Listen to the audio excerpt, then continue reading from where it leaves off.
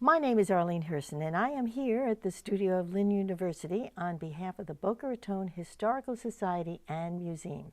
The Historical Society was founded in 1972 to collect, preserve, and share the history of Greater Boca Raton. It manages two historic properties, Boca Raton Town Hall, the home of the Boca Raton History Museum, and the Boca Express Train Museum at the Florida East Coast Railway Depot. The Society has undertaken this project to document the history of Boca Raton's Jewish community. And today I am here with Rabbi Merle and Myra Singer. The Singers came to Boca Raton in 1978 when Rabbi Singer came to serve as the spiritual advisor at Temple Beth El, a position he held for 27 years until he retired in 2005. Temple Beth El was founded in 1967 and was Boca Raton's first Jewish house of worship. Both he and Myra were very, very involved with the growth of the temple and its outreach. Under Rabbi Singer's leadership, the congregation has grown to be the largest Jewish congregation south of Washington, D.C., serving more than 2,000 families. They are an amazing couple, and we are delighted to have them here today. So welcome, Rabbi Singer and Myra Singer. Thank you. We would like to know a little bit about you personally, because you have had such an impact on so many people here in the Boca Raton community. So first, I'd like to know, Rabbi Singer, where are you from? I'm from Duluth, Minnesota, far north, upper northwest, right on the shores of Lake Superior. A small community, which actually helped me feel very much at home at Boca Raton when we arrived in 1967. They're also a small community. Well, it was then. Yes. It's a big community now, and we're going to talk a little bit more about that. But Myra, where are you from? I'm from Minneapolis, Minnesota. Bigger city. Ah, okay, Minnesota. So, but you didn't meet in Minnesota. No, we met in So Ohio. tell Met me in about it. Cincinnati when Merle was a student at the Hebrew Union College. Okay, now And I was working there. Okay, now a little bit more, because I understand that when you first met, Rabbi Singer was dating a friend of yours. He was. And one day I stopped up to see my friend who was working in a department store, and he came at the same time to visit with her, and we met each other. And we had a common bond of loving Minnesota, missing it, and not being terribly happy in Cincinnati. Well, So we became friends. We don't want people who live in Cincinnati to know that. That's true. You weren't happy, but other people love Cincinnati. But it is special because that's where you two kind of came together. But first as friends, 3 years, no date, That's right. no kiss. No, friends, good friends. So what happened? Somehow the friendship blossomed into something else after 3 years. Okay, so you, Myra, were determined not to marry a rabbi. Absolutely. Why? I had grown up in my uncle, a rabbi's home, and while I loved them very much, it was it looked like they had to be there for the entire community, always in the public, and I didn't want that kind of life. Well, but you have.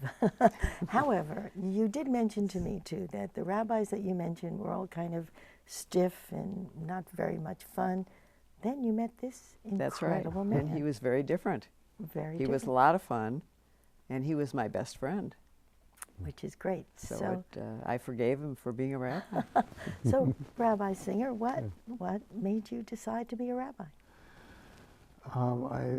I think it had to do with the fact that I always wanted to be involved in community work and have an impact on people's personal lives. And I saw the rabbinate as a platform in which to become a change agent in whatever community I was part of.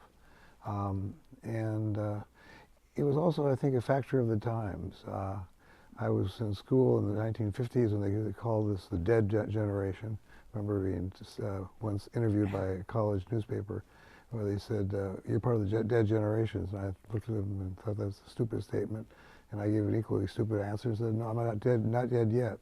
But what did he mean by that? They meant the 1950s was a generation that didn't have any long-term goals, I think. The 1960s was the years of the Vietnam War. In the 1960s, we became the time of cause. And by that time, I was a rabbi. in my first pulpit in Washington, D.C., with a man who was part of the social rights movement, social action movement, with Martin Luther King and others. And that, I purposely chose that as my first pulpit because I needed to be involved with what was happening in the community and in the world. And I was able to be. When I was in Washington, I was involved in the anti-war movement. I was involved in all the different marches. I was part of the youth leadership of our youth movement at that time. And it was a time of great upheaval and change, and we felt that we were really in the epicenter of it in Washington. True, and Washington, D.C. is a great place to be able to have influence on people and on the world, and to be involved in the project you were in. But you left there, and you came to Boca Raton. So how did you wind up in Boca Raton? Well, that's also an interesting story because I left Washington after 5 years, wanting to get out on my own and make my own impact, have my own impact. So I went to Philadelphia, where I was going to be rabbi of a congregation that was urban but suburban. However, between the time I interviewed and the time I accepted the job, the leading civil rights activist was shot to death on the school steps in the neighborhood, and it was white flight. So we, instead of being involved in community action, we spent time 7 years rebuilding the congregation, moving it into actual suburbia. And the congregation, which really had no right to continue to exist, is now one of the largest congregations and most influential in Philadelphia. So why did I leave and come here? Right.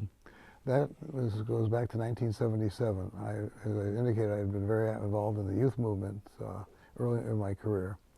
And one of the leaders of the national youth movement came to me and said, "Merle, why don't you interview with the people in Boca Raton?" Because he knew that I was ready to leave.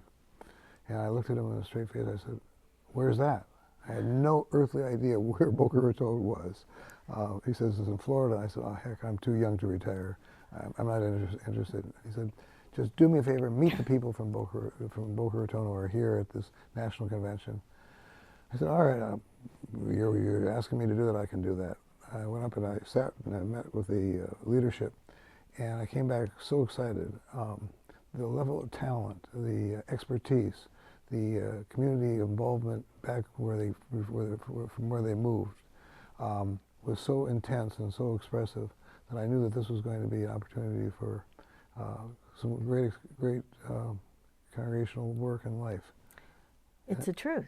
And it did. And it's a lot warmer. I know you mentioned that you were in Duluth. I think you referred to it in Minnesota as a frozen place to live. Right. So not only do we have you in this wonderful community, but the weather's pretty good here in Boca Raton, too.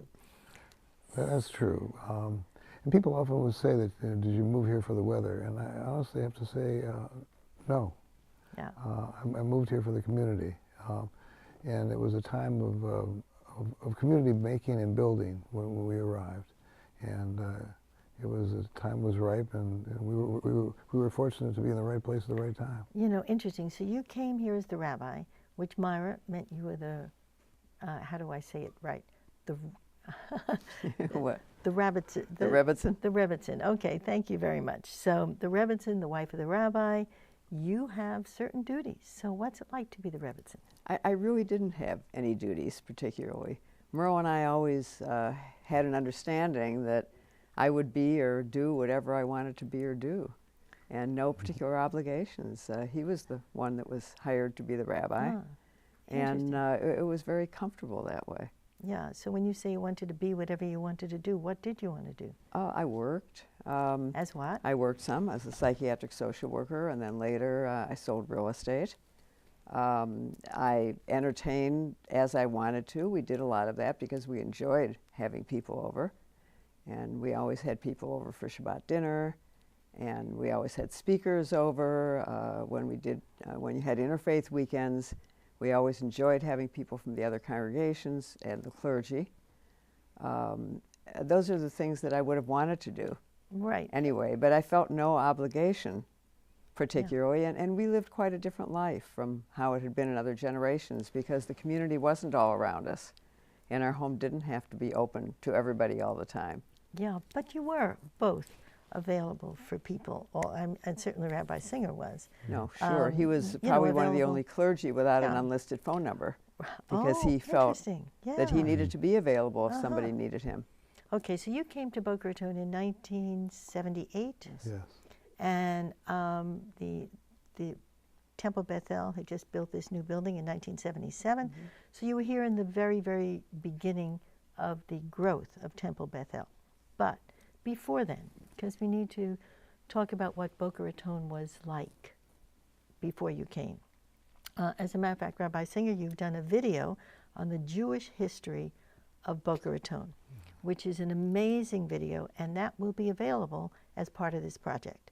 Now, in this video, I learned so much, and one of the things was when Boca Raton, I think in the 30s, and they were encouraging people to come here, and they ran ads about beautiful Boca Raton. We have beautiful beaches, we have beautiful homes, come see us, and then a big sign next to it, restricted. Jews were told not to come to Boca Raton. So when did that start to change? I think that really began to change in the 70s.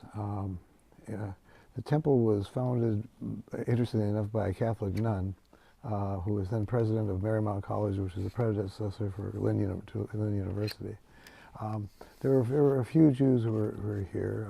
IBM had its plant. This was going to be the headquarters of IBM's personal computer. Well, the personal computer was designed and made here at IBM.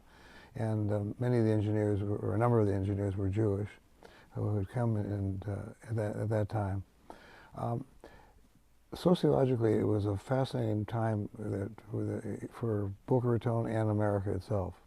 The 5 o'clock shadow that existed in the 30s and the 40s in America, separating the Jewish community from the non-Jewish community, and where the non-Jewish community largely felt that they did not want the ethnic community of the Jews intermixed with where they lived.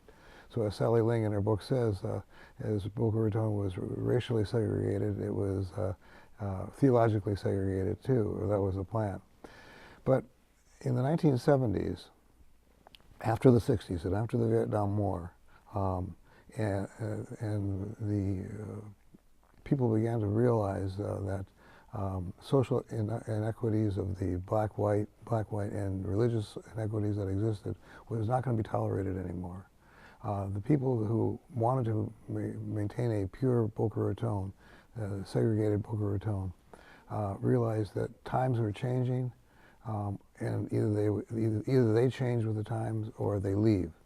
And I think the hardcore left and just moved further up the coast. And the people who remained here were welcome, ready to experience and explore a new relationship with the Jewish community. And that's what we walked into.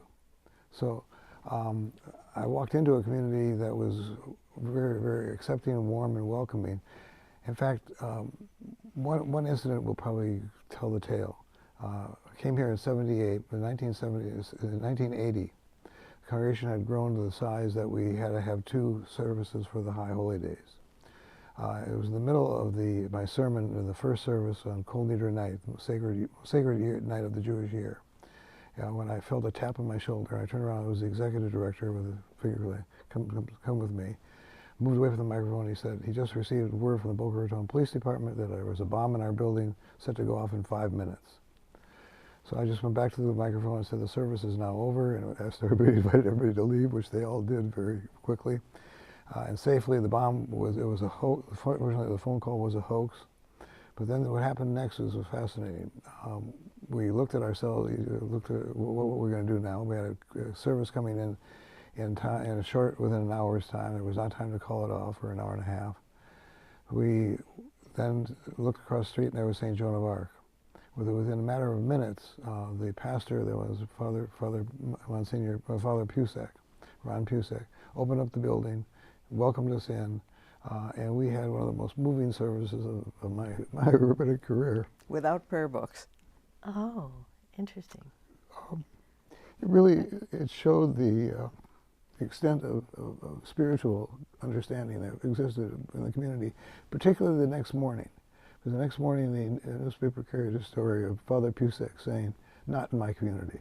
An attack against the Jews, an attack against the Christians, and we will not allow it. So whoever is behind this, take word of it. This is not, Boca Raton is not a place for you. It's a place for us.